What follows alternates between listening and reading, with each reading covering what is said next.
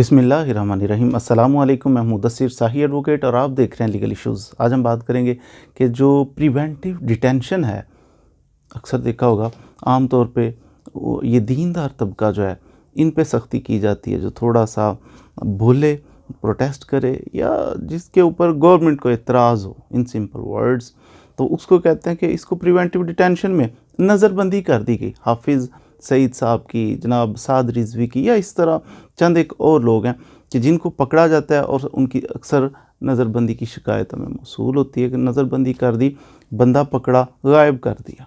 ये गायब किस कानून के तहत किया जाता है? प्रिवेंटिव डिटेंशन क्या होती है, इसको कौन सा कानून डील करता है और ये कानून कहता क्या है, इसकी थोड़ी सी वजाहत कर लेते हैं मुख्तसर से वक्त में। तो आज हम पढ़ेंगे प्रिवेंटिव डिटेंशन।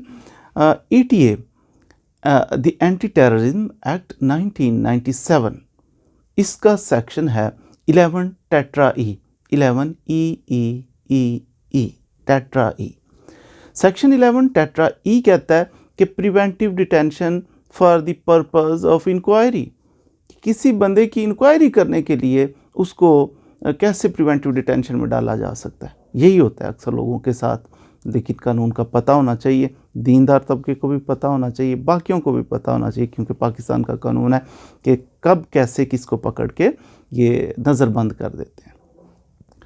तो ये 11 टेट्रा ई दी एंटी टेररिज्म एक्ट 1997 कहता है किसी बंदे को मशकूक समझ के, अगर वो समझते हैं कि ये एंटी स्टेट एक्टिविटीज़ में मुलव्वस है, ये कोई ऐसा प्लान कर रहा है, ये टेररिज्म में इन्वॉल्व हो सकता है, तो ऐसे बंदे को एजेंसीज़ की रिपोर्ट पे लॉ इन्फोर्सिंग एजेंसीज़ रिपोर्ट कर सकती हैं, गवर्नमेंट को कोई इन्फॉर्मेशन हो सकती है उसके बारे में।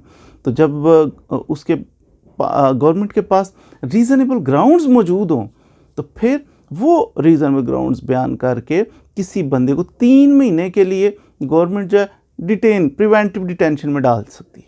ये कानून कहता है। अब यूँ पकड़ा, बंदे को जा रहा था कहीं, पकड़ा, उसे प्रिवेंटिव डिटेंशन में डाल दिया। ये कानून इख्तियार देता है गवर्नमेंट को।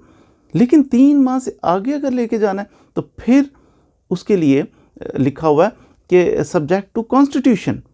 अब कॉन्स्टिट्यूशन क्या सब्जेक्ट टू कॉन्स्टिट्यूशन का आर्टिकल 10 कहता है कि safeguard as to arrest and detention, किसी बंदे को अरेस्ट करना, उसको डिटेन करना, वहाँ कॉन्स्टिट्यूशन किसी पाकिस्तानी शहरी को क्या सेफ गार्ड प्रोवाइड करता है।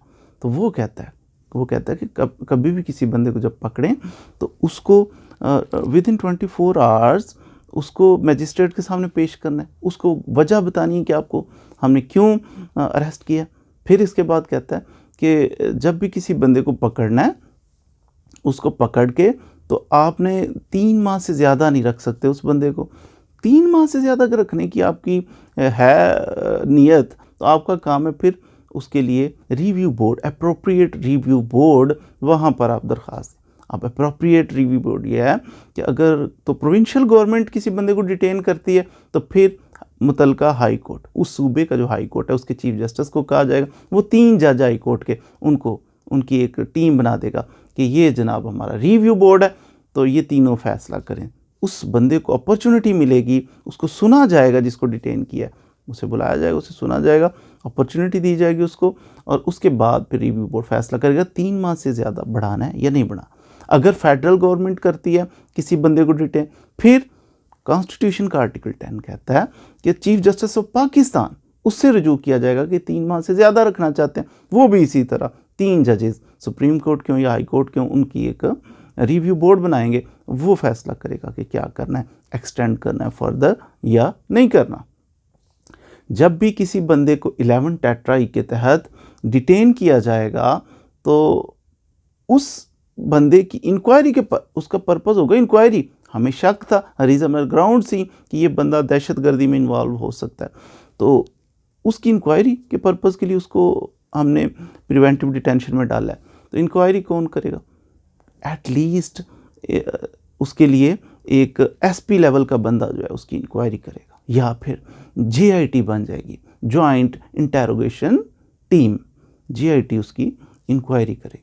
तो किसी भी सूरत में जो बंदा प्रिवेंटिव डिटेंशन में डाला जाता है, पकड़ लिया गया उसको, एक तो 3 माह के लिए पकड़ा गया, और ज़्यादा फर्दर अगर करना है तो कॉन्स्टिट्यूशन के मुताबिक रिव्यू बोर्ड करेगा। तो इस बंदे को पकड़ के तो मैक्सिमम जो है हम इसको 2 साल के लिए, मैक्सिमम 2 साल के लिए किसी बंदे को ये इंक्वायरी ऐसी तो अनलिमिटेड नहीं हो सकती कि 10 साल के लिए बंदा इंक्वायरी उससे कर रहे हैं, नहीं, मैक्सिमम 2 साल के लिए इंक्वायरी के पर्पज़ के लिए बंदे को डिटेन किया जा सकता है। जब भी किसी बंदे को 11 टेट्राई के तहत आप डिटेन करेंगे, विद इन 24 आवर्स आपने उसको मैजिस्ट्रेट के सामने पेश करना है या जज साहब के सामने पेश करना है, जो दहशतगर्दी अदालत के जज साहब हैं उनके सामने पेश करना है।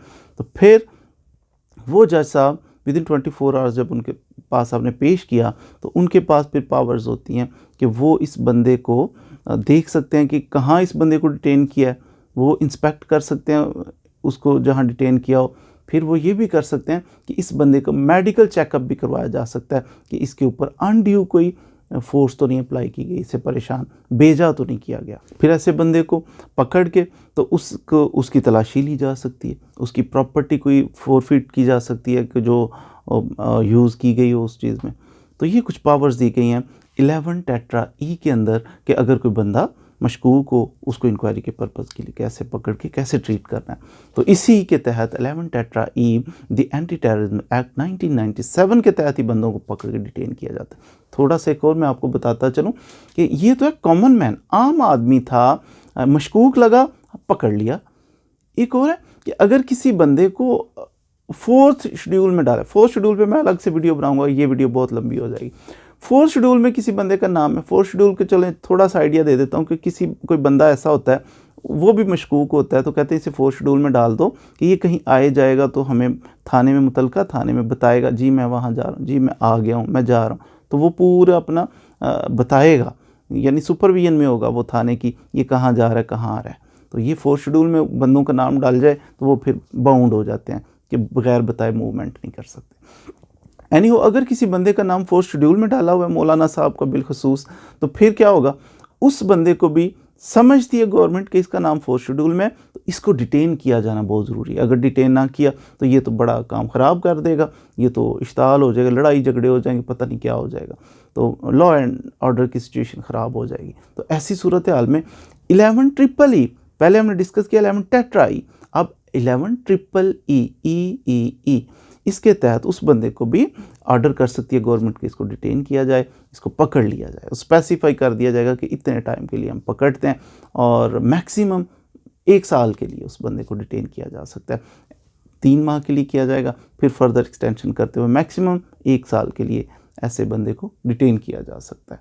तो उम्मीद है आपने आज कैसे ये दहशतगर्दी की जो दफ़ात हैं, द एंटी टेररिज्म एक्ट 1997, इसके तहत किसी बंदे को कैसे पकड़ के तो गिरफ़्तार किया जाता है, कितनी देर के लिए किया जाता है, उसके लिए कौन सा कानून कैसे अप्लाई होता है, उसके बारे में कुछ ना कुछ मालूमात तो ज़रूर हासिल कर ली होंगी। मज़ीद वीडियोज़ के लिए हमारे साथ रहिए, चैनल को सब्सक्राइब भी कर लें और वीडियो को अगर पसंद आए तो शेयर भी करें। Thank you very much.